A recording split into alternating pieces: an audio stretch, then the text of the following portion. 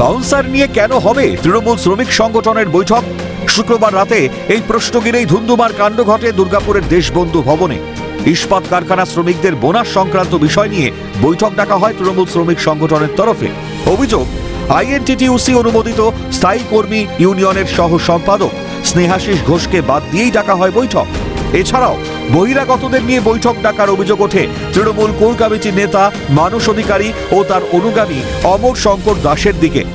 এরপরই একাধিক প্রশ্ন তুলে তৃণমূল শ্রমিক নেতা স্নেহাশিস ঘোষ ও দিব্যেন্দু দত্তর অনুগামীরা দেশবন্ধু ভবনে জোর জবরদস্তি ঢুকে পড়ে।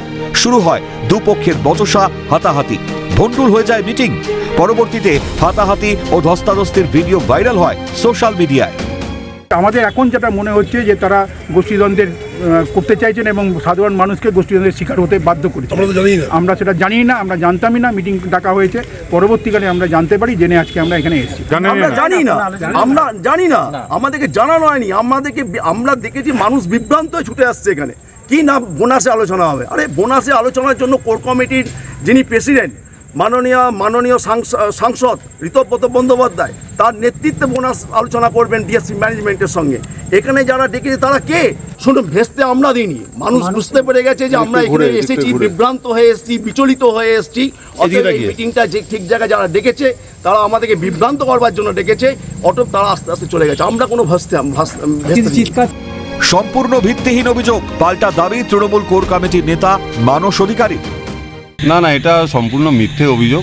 কারণ মিটিংটি কল করেছিলেন 21 দিন আগে, নোটিশ দেওয়া হয়েছে আমি যতদূর জানি, এবং আমাকে ওখানে ইনভাইট করা হয়েছিল।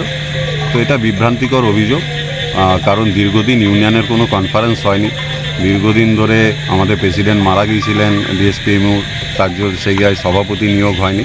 এই অচল অবস্থায় এগুলো বিভ্রান্তি অভিযোগ। ঘটনায় একযোগে সুর চড়িয়েছে বিজেপি ও কংগ্রেস। কোর কমিটির নাম দিয়ে ঋতব্রত বন্দ্যোপাধ্যায়রা দুর্গাপুরে যাদের দায়িত্ব দিয়েছেন তারা আন্ডার দ্য টেবিল সেটেলমেন্ট চাইছে। তারা প্রকাশ্যে বোনাস নির্ধারণ করা হোক, এই ক্ষমতা সৎসাহস এদের নেই।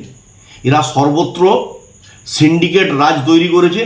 এই সিন্ডিকেট রাজের বিরুদ্ধে আমাদের হচ্ছে বিরোধিতা। ঋতব্রত গলা গর্জন করে বললেন আর কামানো করতে দেবেন না কাউকে, কারখানার থেকে তোলাবাজি হবে না।